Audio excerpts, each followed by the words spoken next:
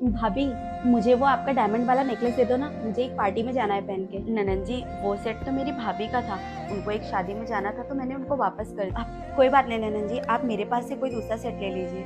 नहीं नहीं, कोई जरूरत नहीं है, आपने जरूर अपने मायके में जानबूझकर देकर आई होगी, झूठी कहीं की। अरे ननन जी, मैं भला झूठ क्यों बोलूंगी।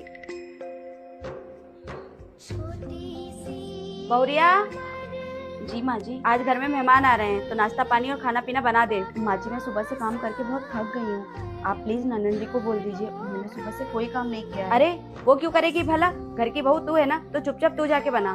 माँ जी, मैं सच में थक गई हूँ। अच्छा एक काम करिए, आप चाय नाश्ता बना दीजिए, मैं खाना बना देती हूँ। ई क्या बोल रही है बहुरिया, बेशर्मी की सारी हदें पार कर दी है। नई नई आई थी तब तो बहुत संस्कारी बन के फिर रही थी। वाह माँ जी, क्या बात कही है आपने। जब तक मैं आप लोगों की बातें मानती और सुनती थी तब तक मैं संस्कारी थी। आज मैंने अपने लिए दो शब्द क्या बोल दिए, मैं बदतमीज और बुरी बन गई।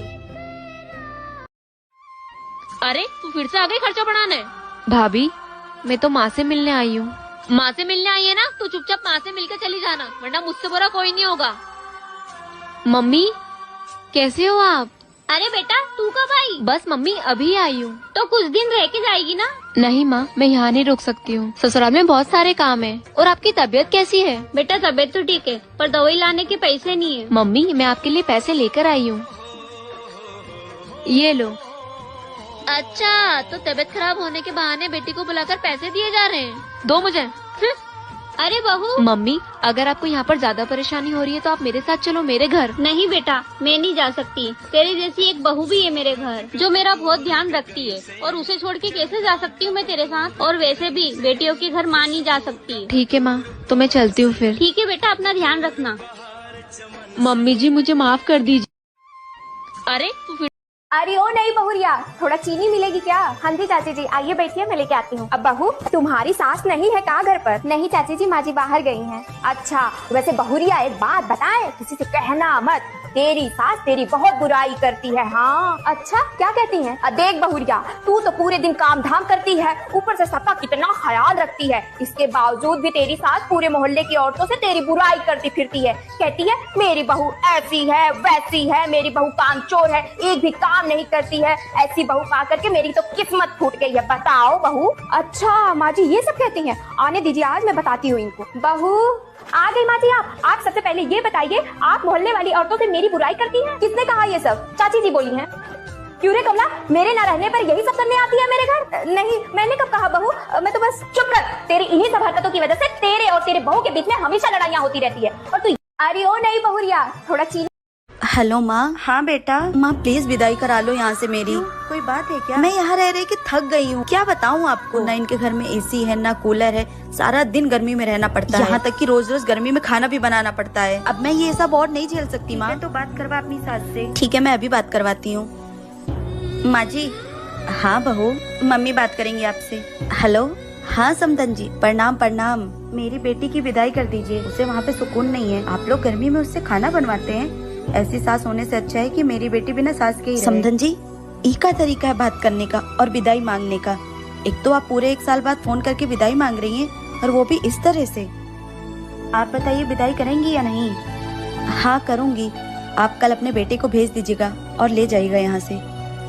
बहू जाओ, जाके पैकिंग कर लो, लेकिन मेरी एक बात हमेशा याद रखना, अपने माँ के संस्कारों से बाहर निकलने की कोशिश करना, ऐसे घर नहीं चलता है बेटा।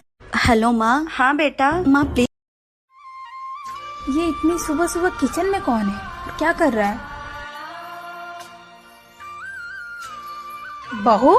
जी माँ जी। तुझे नींद नहीं आती है क्या? अपनी भी नींद खराब करती है और साथ ही साथ हम लोगों की भी नींद खराब करती है। माँ जी, इनको ऑफिस जाना है तो इनके लिए खाना बना रही थी। तो 6 बजे ही उठ के खाना बनाना जरूरी है क्या? 8 बजे भी उठ के कुछ बना सकती है उसके लिए हल्का फुल्का। पर माँ जी, इनके लिए लंच, पर ये तो बोलते मैं लंच में घर का ही खाना खाऊंगा। इसके बाप ने कभी खाया लंच में घर का खाना जो ये खाएगा?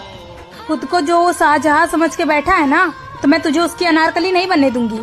अब भी लेती हूँ मैं उसकी खबर। नहीं माँ जी, आप बोलेंगी तो ये बुरा मान जाएंगे। अगर बुरा मानेगा ना तो 2 जूते लगा के सही कर दूंगी मैं उसको। तू क्यों इतना डर रही है? तुझे कमरे में लेके जाके डराता है ना वो? नहीं नहीं माँ जी। कभी कुछ बोला करे ना तो मुझसे आके बताया कर, उससे डरने की जरूरत नहीं है। ठीक है माँ जी। और चल जा, जाके सो जा, खाना मैं बनाती हूँ उसके लिए। ठीक है।